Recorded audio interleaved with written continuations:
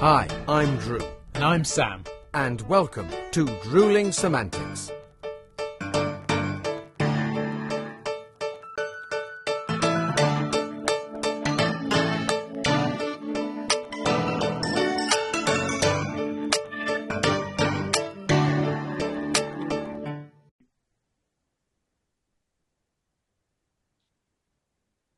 Oh, good God! What, ladies and gentlemen? I do apologise if you're currently watching on YouTube rather than listening to the podcast. Unfortunately, it would appear that some weird homeless bloke has stolen Drew's polo shirt. Mate, good morning. Of course, a reference to the ongoing beard situation. Thanks for that, mate. Yeah, well, you said that quite confidently. If it hadn't been a reference to your beard, that would have been quite the insult, I think. Wouldn't it just? Yeah. But no, it's certainly coming on, mate. I mean, it's isn't it? I'm really not used to. I know it sounds strange, but because I'm so used to you being clean shaven or just having a moustache, seeing the full beard is quite an eye opener. It's such of a shock, isn't it? Yeah. I know. It does suit you, though. I mean, it just. I'm looking forward to it being really big and bushy. Yeah, I mean, when it gets bushy, then I really will be asking for a pie from Greg's. You know, not that every homeless person eats at Greg's or everybody that eats at Greg's is a homeless. But I've just apologised enough there. Yeah. And I was going to say other fairly cheap bakery options are available. Yeah. Equally, other things are available from Greg's. If Greg's don't sponsor us now, although actually you did start off by saying that homeless people eat in Greg's, so maybe. But maybe, yeah. And equally, not that we've got anything against homeless people. In fact, I feel very sorry for them. And certainly not. No. Anyway, enough of us trying to get cancelled before we've even started. How are you, mate? Other than I'm all right. Beardy. Right, very busy growing the beard, very busy getting ready for Christmas grotto, running around like a mad thing with elves and trains and goodness knows what else. All will be revealed. I assure you. Absolutely. And I guess, I mean, we're first week of November, aren't we? So you're just post Halloween as well.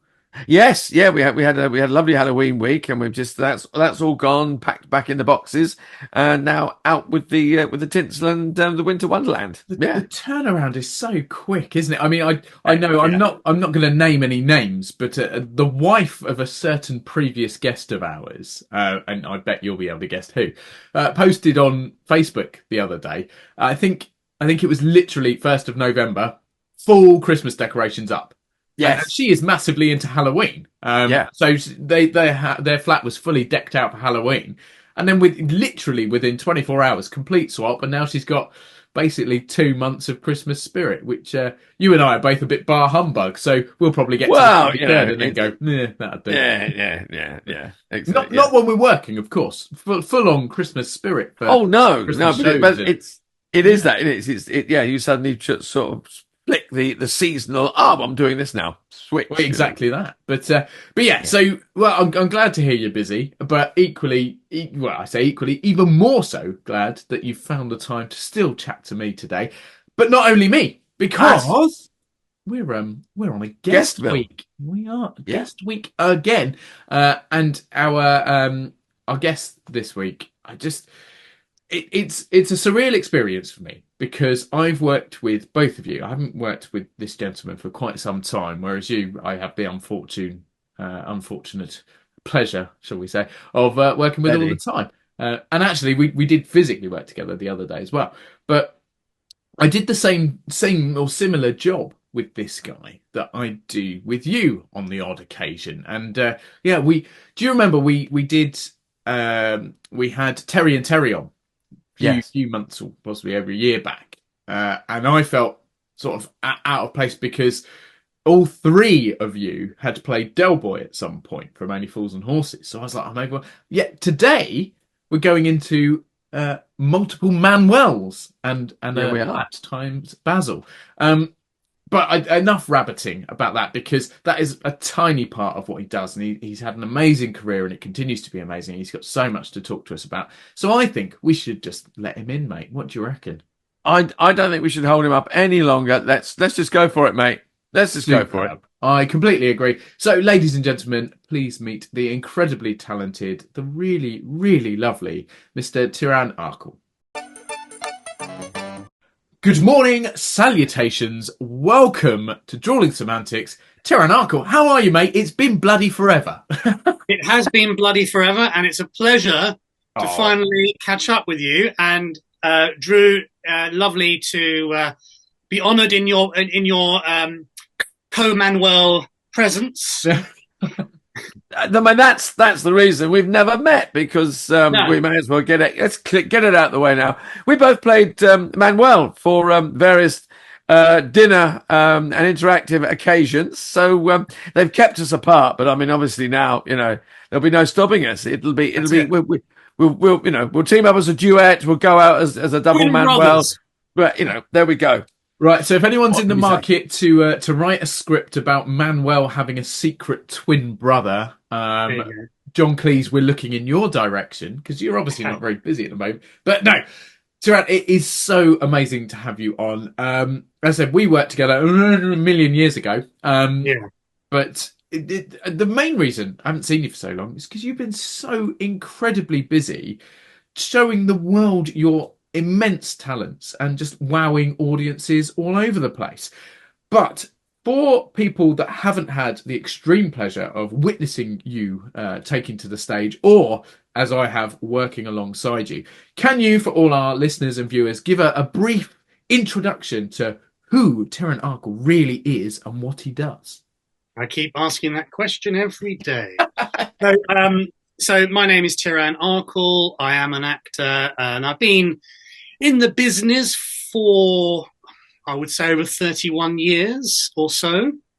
I know I just look 32, right? So yeah, honestly, mate, I would have thought a couple of years at the most. There you go. A child star, clearly. No, and as you know, in this industry, it is a roller coaster journey, and I knew that from the very, very word go, what to expect. And, sometimes it's great and comfortable and fun, and sometimes it's not comfortable and shit. So you got to kind of ride that, right? Like anything in life, I suppose. That's what we're on. And it's just kind of, how to navigate your own personal journey through this minefield.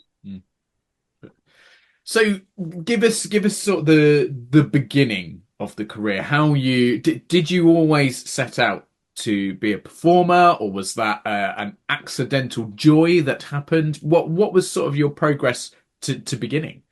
I think it started quite early. I was 10 years old, and it was my primary school. I went to a Jewish primary school in Barkingside, Ilford. And they did a charity gig called the Friends Follies. And it was at this former theatre in Poplar. It was called the Poplar Civic, next door to the town hall. It's no longer there. And we did this kind of, musical review. And I remember doing a duet with an old friend of mine. And this was a song called Friday Night from the kids from Fame. Now, I don't know if the youngsters out there will know anything about it, but the Kids from Fame was a very 80s, TV show about these kind of, kids from performing arts who want to become dancers, singers, actors. And I attempted to sing Friday Night's Gonna Be All Right. And I kind of like the idea of, the vibe and the audience's kind of reactions. Then there was a little hiatus, but then at 14, at school, I decided to do one of the school plays, and it was Jack the Ripper, the musical. Wow. As you do. And I got to play the lead because the kid who was going to play the lead, as it happened, broke his ankle. I swear I had nothing to do with it. That was my next question. But onwards. The character's called Dan Mendoza, and he was it's supposed to be this kind of wide boy, Cockney sparrow. And I then just kind of started from there. And then I joined Sylvia Young part-time, and then she became my agent for a few years. So I got to do kind of a lot of extra work. But interestingly, at school, just dialing back for a second, I think the first 3 years, I was, let's say, bullied. We won't, go too much into that, but I was bullied first 3 years. But then when I got onto the stage, that all kind of disappeared, because suddenly there's like, oh, there's a little actor, and I did a couple of other things. But Greece was, I remember, was quite prolific as the final kind of school production, playing Danny Zuko. Wow. As opposed to Frenchie or the others. We were going to check, but thank you for clarifying. I had to clarify. You didn't play the car, but we had a car. Wheels at the end. No, we had a little car, a cheeky car on stage. Nice. Which is great. But no, that was great. And then from that, I think I left school at my 16. Then I joined Sylvia Young for a year, this kind of foundation student course. And I did this musical review show at Bloomsbury Theatre, I think it was, or one of them, with a lot of kind of well-known names today. I won't go through all the names, but they're quite well-known today. And that was fun. And then I formally trained for 3 years at East 15. Nice. From 1990 to 93, which for me was, I had a blast. I had a brilliant time. Mm-hmm. And then, the career kind of started from 93 onwards. Wow. Brilliant stuff.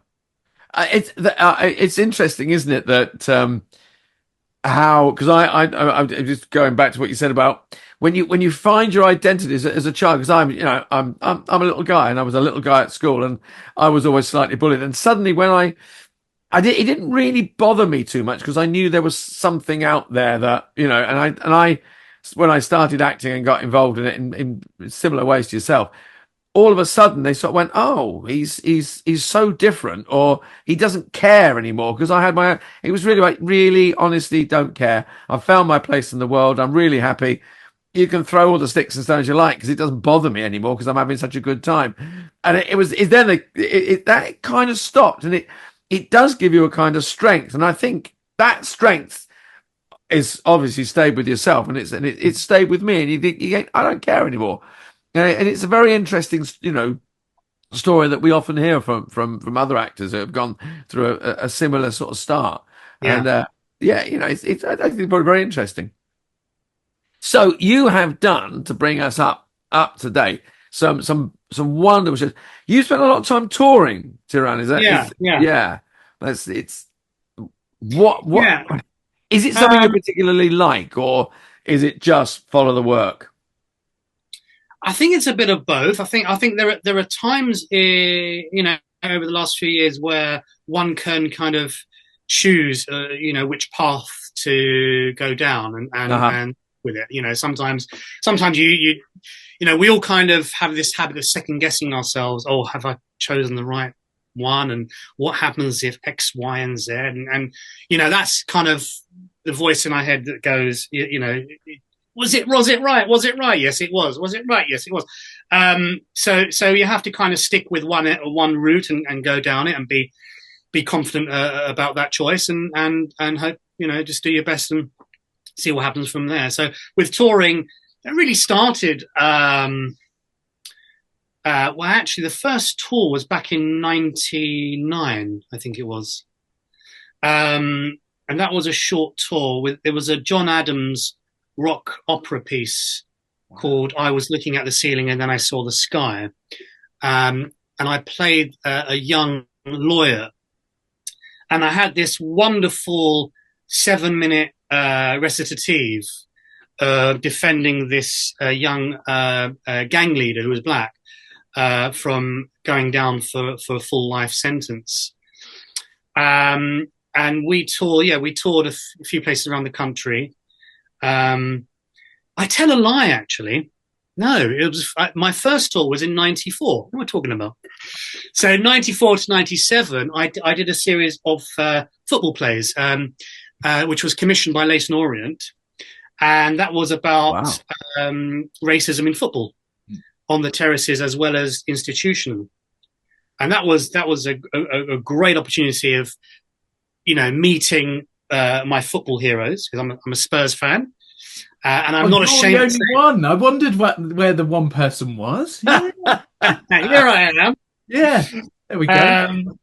Yeah, so the football plays were great. There were two plays back to back, and I played this fictional character called Shoaib Khan, and this was from a lovely theatre company called Art Theatre, and it was about the development of this first British Asian Premier League footballer, because at the time, and probably up until current day, the question is, why aren't there more British Asians in the game? And so that was a really good kind of tour. That was my first tour, and then Ceiling Sky, and then after that was Best Exotic Marigold Hotel, which lasted forever and a day. That tour. That was incredible acclaim, though. The show. Yeah, it was brilliant. Absolutely, it was brilliant. It was brilliant.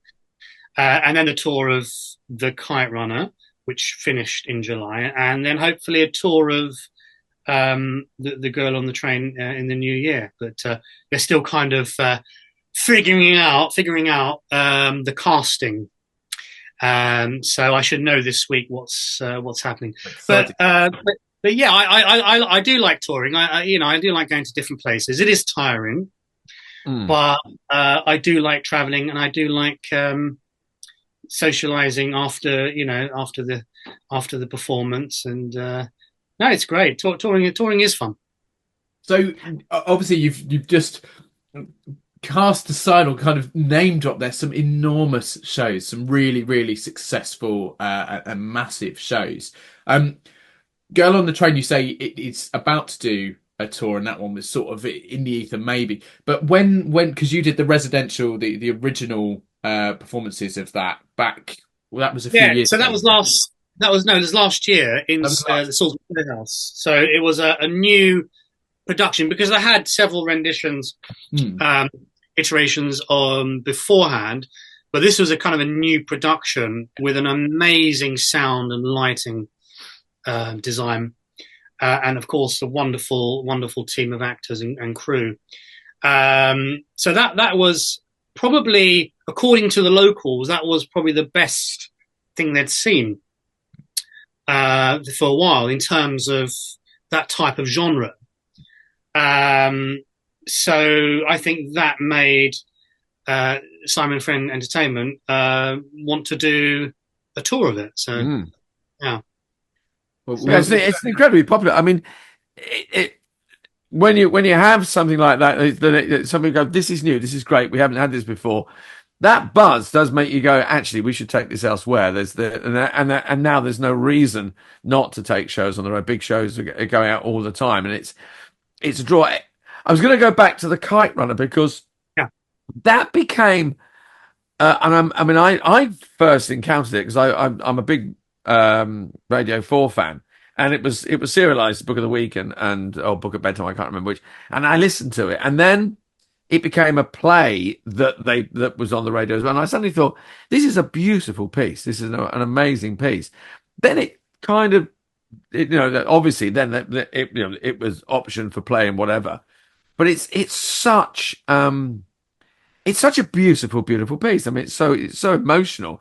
I mean, was there a big public response to it when it was touring? Because playing, because it did touch so many people.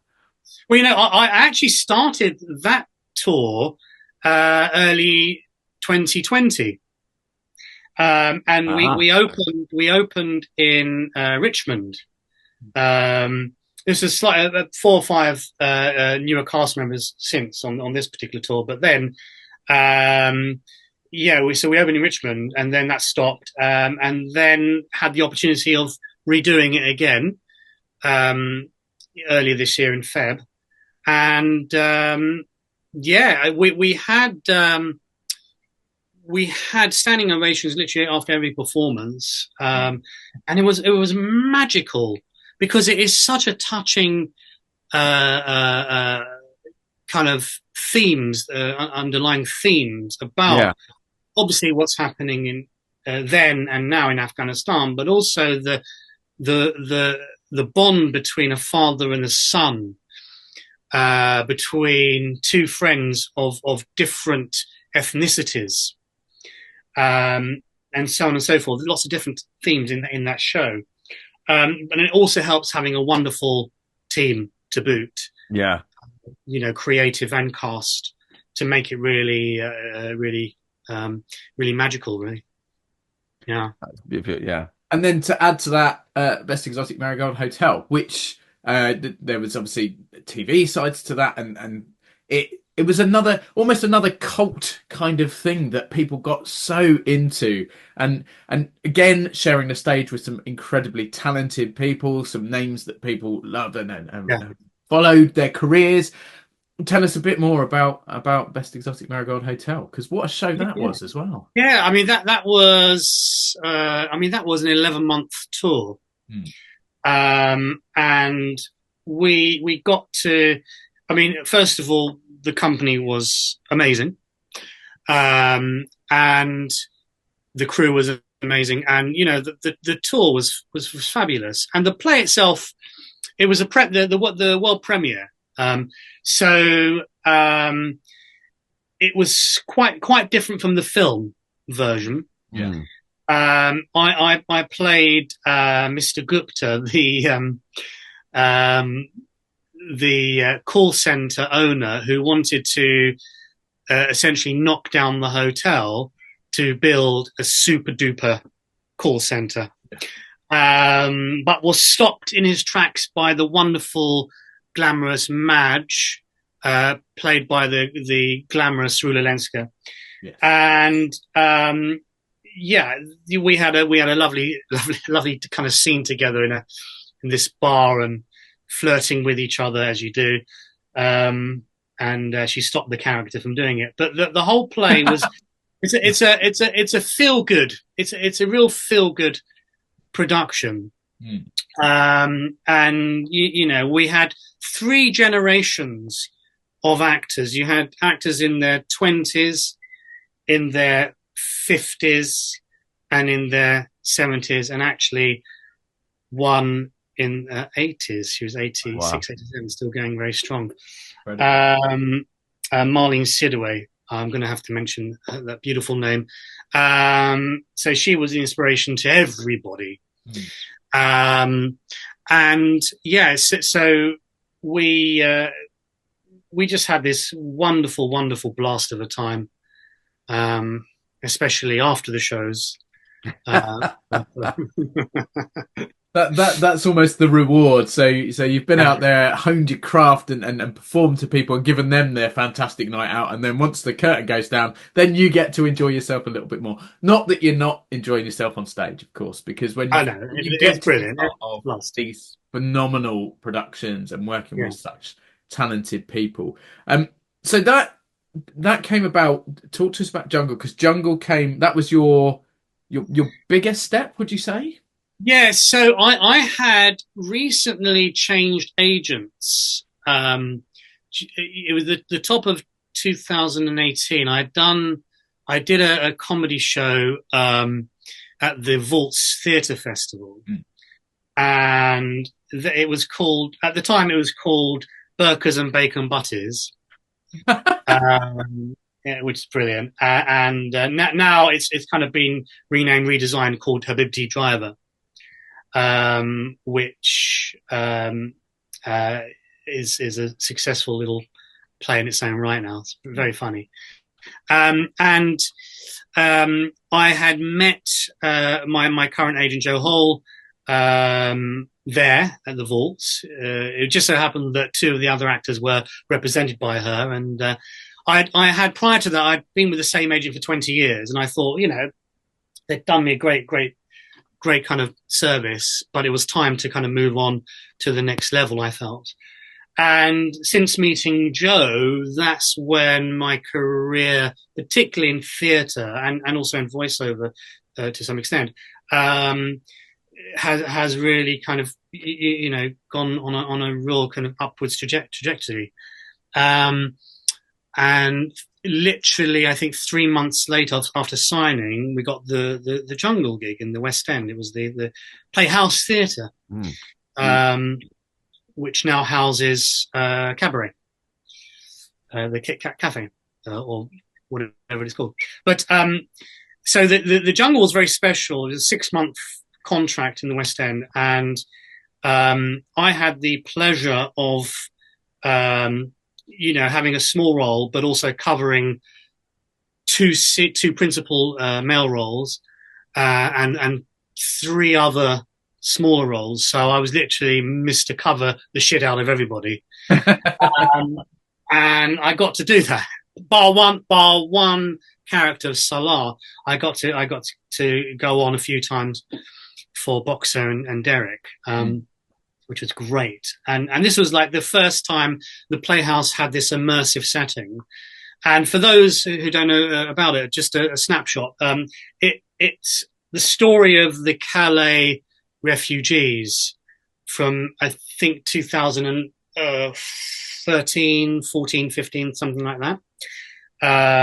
So it was their kind of human story about refugees from all over, the world, in essence.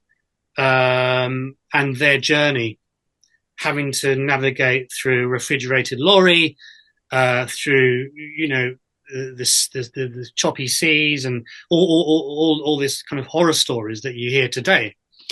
And it's their story, and you had actually 3 kind of real refugees in the show portraying their story. And that, the power of theatre is amazing, because that show in itself contributed to many, many volunteers going to Calais to help the Help for Refugees and other charities similar to that. Because it does, that show really kind of, made to kind of look yourself in the mirror going, what am I doing here? What's my opinion of refugees? And then you go, oh, Jesus Christ, this is what I think. Okay, I better do something about it, or change my mindset or whatever. But it certainly is an amazing show, quite similar to The Kite Run as well, in the sense that it really navigates your own prejudices and you realize, okay, this is who I am, because I'm reading X, Y, and Z in the media, and I'm buying all this shit, and actually, no, they're humans like everyone else. So it's a real human story. It's lovely. I was about to say it is that, because it's a question that divides, greatly divides opinion and political opinion, particularly in the country. And and we have we've had an election recently, and 2 political parties fighting out on statistics, and you think to yourself, hang on a minute, at the bottom of that there are human beings. And we forget, it's like, how many boats arrived today? It's not that. It's how many people's lives have been ruined that made them get on that boat, risk their lives to arrive here. And I think not patting anybody on the back, but it does bring home to those of us that work in the industry and people that go to the theatre regularly, how powerful, being in a room with a group of people and watching true story. So you had asylum seekers, etc. On stage with you, people that have, refugees, and when you hear those stories, and you said you look at one person, and they're not just a group of people that we want to stick on a plane and send to Rwanda. How inhuman could you possibly be? But it does bring home the power of theatre, that puts you in a room and you have to think about it, or you have the opportunity to think about it. And someone said to me the other day, in those situations, you sit there, you buy your ticket, you sit in a room, you watch people, and at that point in time, no one is judging you. you are able as an audience member to make your mind up. You've got free reign there. It's that's why theatre is so liberating, that it gives one the opportunity to go, hang on, like you said, who am I? What are my opinions? Okay, I want to keep these opinions. No, I don't. I want to change. That is the power of theatre, and that's, I think, with the Kite Runner and Jungle, so important. And I think that it's just it is an amazing industry to be in, and we have those wonderful moments of doing joyous plays like Best Things of the Marigold Hotel, great people, and you go for a lovely dinner afterwards and a drink, and we have a wonderful time. But then there are those moments you step out the building at the end of the night and go, actually, I've done a bloody good job tonight. Yeah. I've done something worthwhile, and that really makes the difference. I mean, there are lots of situations in which that happens, but particularly something so politically charged that we forget there are humans behind, the statistics. Yeah. I remember one particular show, the Times newspaper had bought out the house for their employees. And of course, the Times being where they are in the spectrum of politics. But I thought it was amazing when they all, even they all stood up at the end. Again,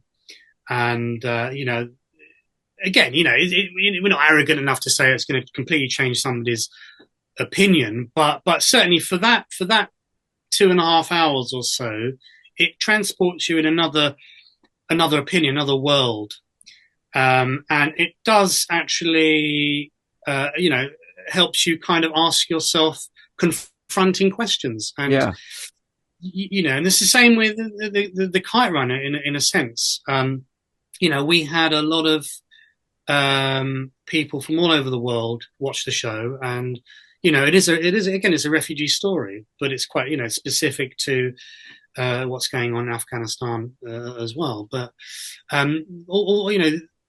that actually was great in itself, because we had a lot of Afghan students watching the show, and for them it was great to see their ethnicity, like identity, being voiced. So that in itself was beautiful to when we did the Q&As afterwards, it was great to kind of hear their side as well. Yeah. I guess it's a positive when it comes to representation. I don't mean necessarily putting people on stage who are in a minority or are less well represented in the modern Western world. But there are big things that recently, I say recently, it was a good few years now, but Spider-Man into the Spider-Verse, where all of a sudden Spider-Man was represented by someone black, and the change and hearing those little stories about, I don't know, a small black lad who suddenly went, oh my gosh, there's a superhero that looks like me, or my story is being told. Do you find that, it's a very difficult question to ask because the industry we're in doesn't often present multiple options, shall we say, but do you find when something comes up that perhaps can have a bit of a political story behind it, or give that opportunity to tell another side to a story that normally general public are media kind of scapegoats will force a certain opinion? Do you find that does make you kind of go, that's a role, that's something I want to be involved with more, to give that opportunity, as well as obviously the privilege of being a performer nonetheless? Yeah, I think, like anything else, it depends on the project and the writing, the intentions of the show, and all that. If it's a well-known piece, then that already has an advantage, of course. But if it was a new piece, then just want to make sure that whatever you're doing, whatever you're playing, will have those kind of messages that would be within one's kind of trajectory. But even if it isn't, what would the show do for people? So, for example, Girl on the Train is a lovely whodunit kind of mystery, and not much kind of political context, but certainly 2 hours of edge of your seat stuff. And to play a psychiatrist is equally as interesting to me as playing, someone that is a refugee. So from a kind of creative and artistic point of view, they can be many different things. They don't just have to be refugees. They don't, But for me, it's important to have this kind of breadth of choice. Because sometimes it can be too much to go down one route of, oh my God, listen to my story.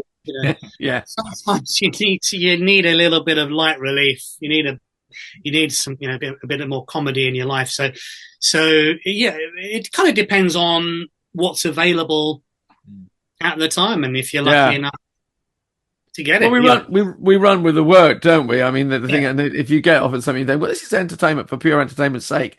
If it's good, like you say, if it's good writing and good quality, and you think this is going to hit the mark, then we go for it as actors. Of course we do. Yeah. Of course we do. Absolutely. But, well, we're keeping our fingers crossed for Girl on the Train. We really are. It's a cracking little piece. It really is. Yeah. So yeah.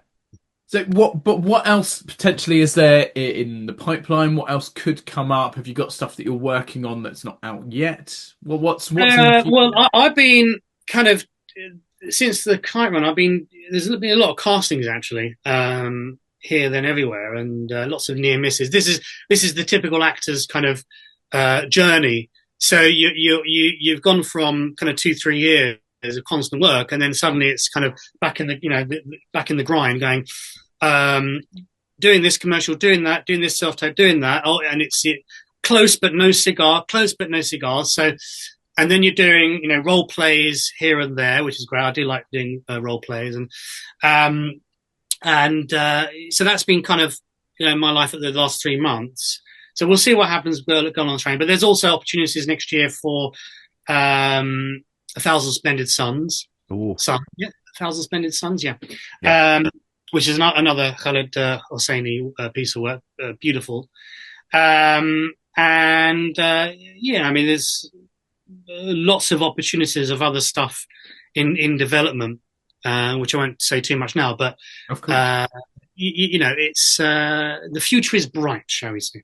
Very nice. And voiceover work as well, because you're a fairly seasoned voiceover artist to add to boot. Yeah, and it depends. So, video games is a massive, massive industry now. So I'm just kind of slowly cracking my way through that nut. I did a lovely one a couple of years ago, which was fabulous. But I voiced 8 different characters, which was good. So that's good. And there's stuff for BBC Sounds and all that jazz here and there. So that's good. Safe to say you are still busy, despite managing to find a small corner of time to come and speak to us, which we are enormously grateful for. And knowing that you're actually off to something else straight after this as well. Thank you so much. Now, we're very aware that time is passing and you do have to jump off in a minute, but do you think, and now we're going to really put you under the spotlight, we always like, with our guests, just before they go, to see if we can get them to tell us a story or a little anecdote, something they dine out on, Drew likes to say, before you leave us, something for our listeners and watchers to kind of go, wow, or oh my God. Have you got a little story in these last couple of minutes that you can fill? Yeah, I'll try and fit in 2 if I can. The first one was in 93. So this is the East 15 graduation party. It was about 10:30, 11 p.m. at night. I was on my 5th pint, I think. And this was in the outside grounds of East 15 in Debden. And I was with the lovely John Hartley, the late John Hartley, who was a fabulous, fabulous actor. And he was also head of the postgrad course at the time. Then he was married to the head of Radio 4 drama, Enid Williams, the late Enid Williams. And I was having a chat and getting rather drunk. And then Enid turns around to me and says, "Oh, darling, can you do a heightened RP accent?" And John was like, "Darling, don't be so silly. Can't you see it's half cut already?" And I said, yeah, no problem. I thought I can do it.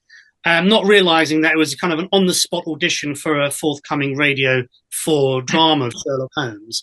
And so I did. I can't remember what I said or whatever, but I did this heightened RP, and she said, "Oh, this is wonderful. Okay, so we're going into recording this time next week." So that was my kind of first job, literally out of drama school. Wow.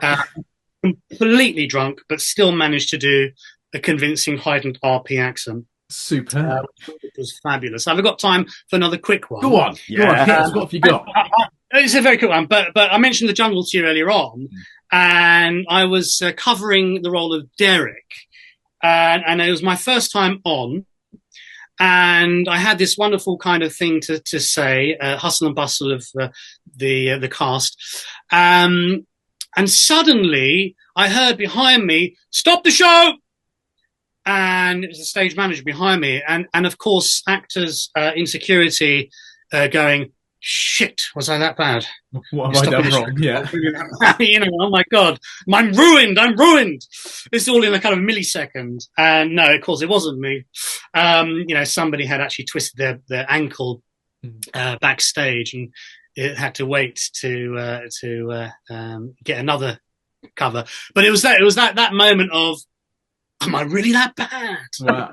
Even at the point where you're performing in these enormous shows, hugely popular, and going all over the country or doing these beautiful theatres, the immediate response to stop the show is, "Oh my God, I'm shit." And that must be me.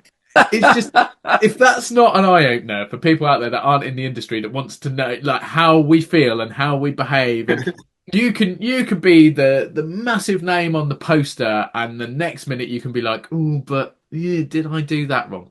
Yeah. Insecurity is what we dine out on somehow. But Absolutely. Taran, mate, honestly, it's been so lovely catching up, and certainly hearing like the stories and stuff.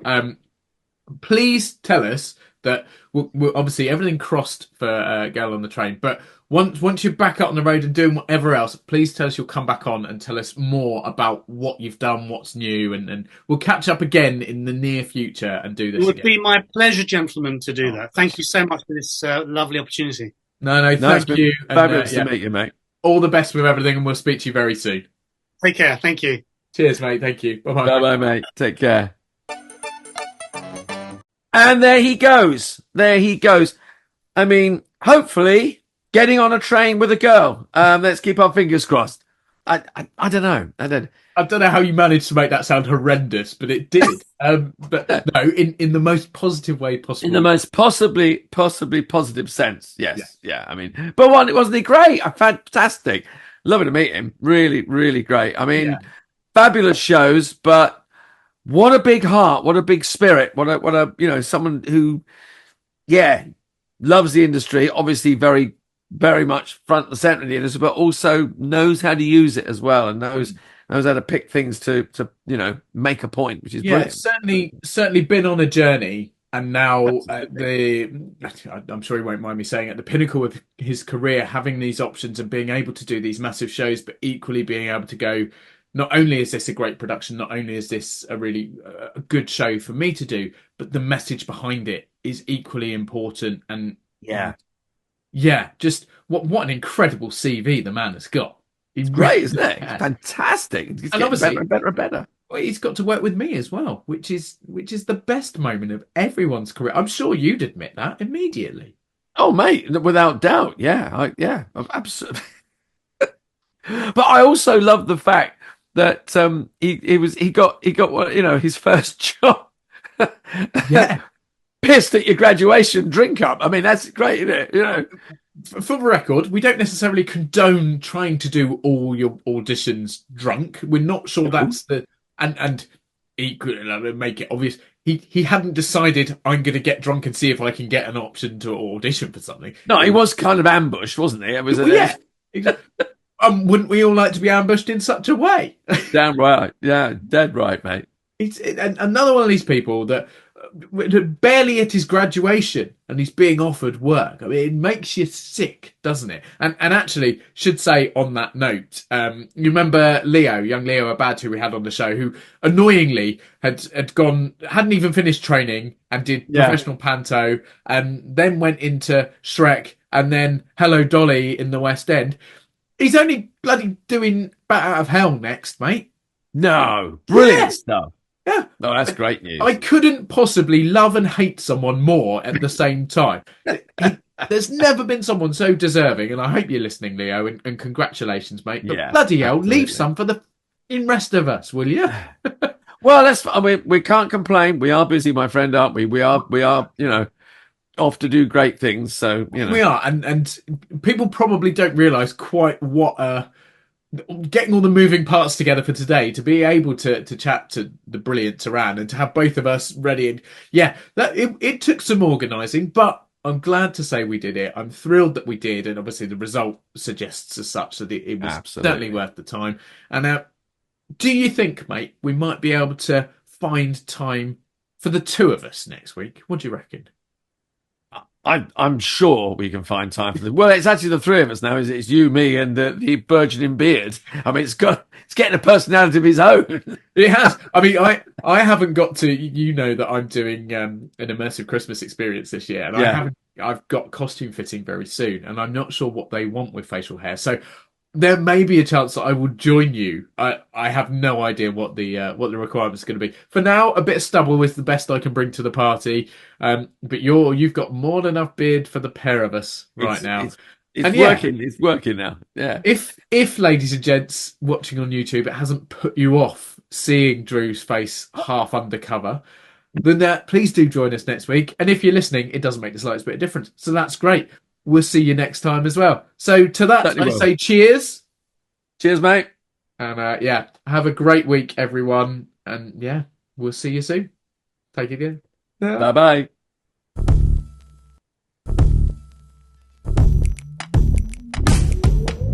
Thanks again for watching this episode of Drooling Semantics.